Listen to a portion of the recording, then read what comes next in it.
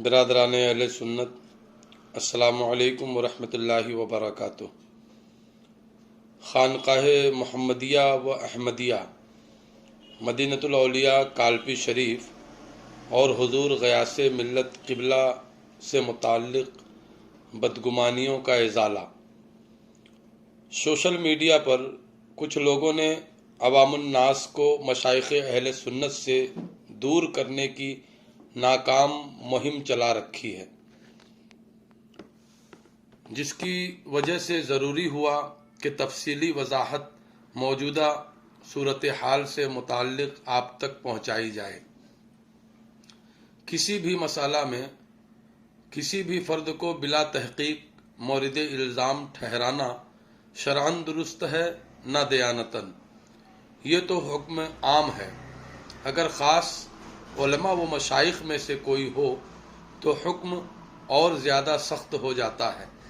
الفتنۃ اشد من القتل۔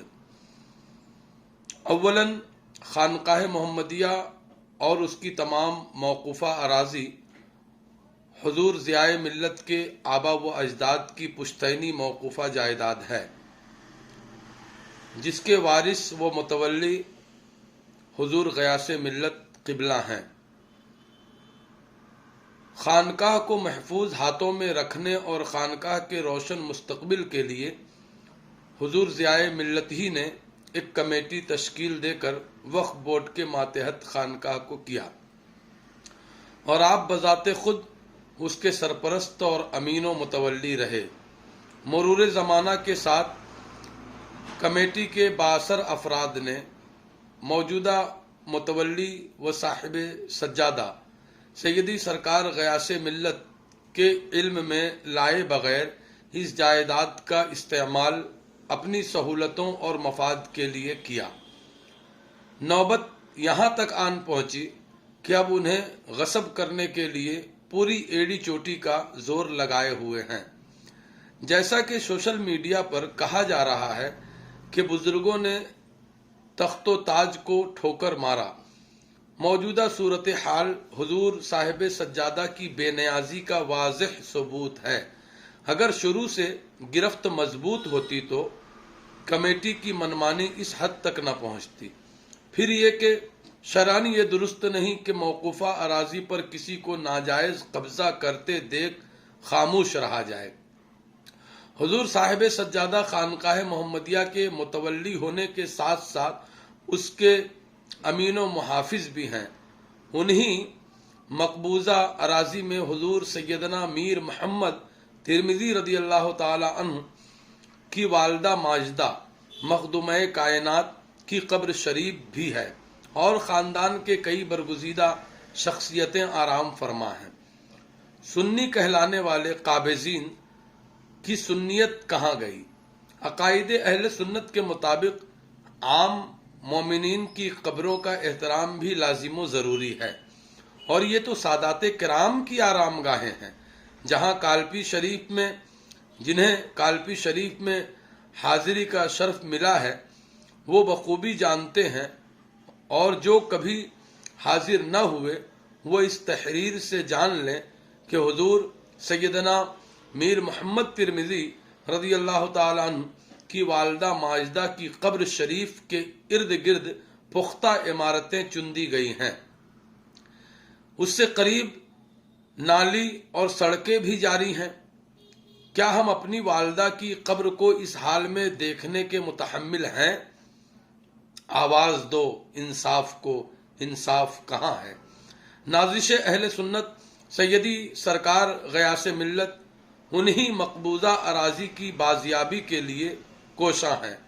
معتبر ذرائع سے معلوم ہوا کہ خانقاہ شریف کی ٹوٹی ہوئی دکانوں اور زمینوں پر ملنے والے گورنمنٹی معاوضہ کی تقریباً کروڑوں روپے کو حضرت کے علم میں لائے بغیر کمیٹی ہضم کر گئی۔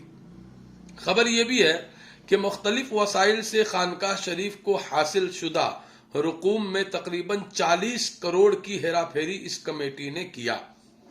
لباس میں وہ چمک دمک ہے کہ دیکھنے میں لگے ملک ہے، لباس میں وہ چمک دمک ہے کہ دیکھنے میں لگے ملک ہے، मगर छुपी दिल में है बुराई, कोई सुनेगा तो क्या कहेगा। आप हजरात को ये मालूम हो कि 2018 में इस कमेटी की मियाद पूरी हो चुकी थी और अब मौजूदा कमेटी की कोई कानूनी हैसियत बाकी नहीं है। अब 3 साल बाद आकर उन्होंने हजरत से राबता किया, क्योंकि मजबूरी ये है कि हजरत के बगैर नई कमेटी को तश्कील देना नामुमकिन है। हजरत ने वक्फ बोर्ड से राबता करके सूरत हाल से आगाह किया, उसकी जांच हुई। कमेटी पर हजरत की तरफ से जो बातें कही गई थीं वो दुरुस्त साबित हुई। वक्फ बोर्ड ने मुतवल्ली होने की हैसियत से हजरत को पूरा इख्तियार दे दिया, मगर कमेटी ने पहली जांच को ये कहकर खारिज करवाया कि हजरत ने रिश्वत देकर फैसला अपने हक में करवाया है, लिहाजा दोबारा जांच हुआ।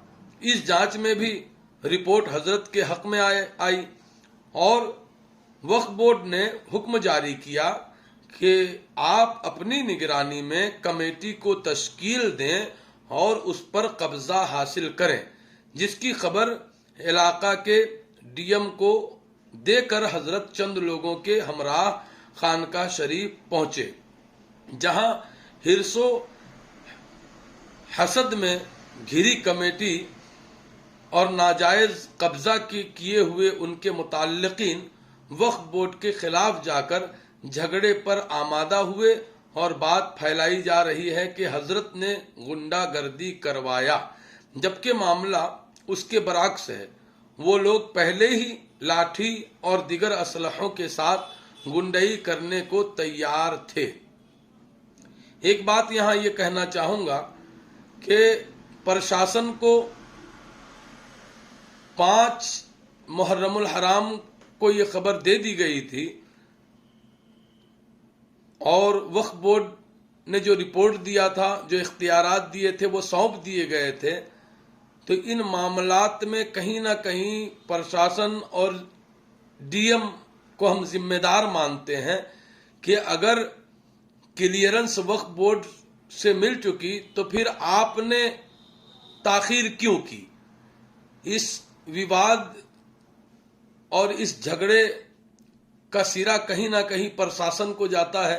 प्रशासन की कोताही की वजह से ये 2 गुटों में झगड़ा हुआ, लिहाजा जो ही इल्म हुआ और वक्फ बोर्ड ने क्लियरेंस दे दिया तो प्रशासन को चाहिए था कि अपनी मौजूदगी में कब्जा दिलवाए, न कि इस तर्ज पर 2 गुटों को लड़ने के लिए छोड़ दिया जाए।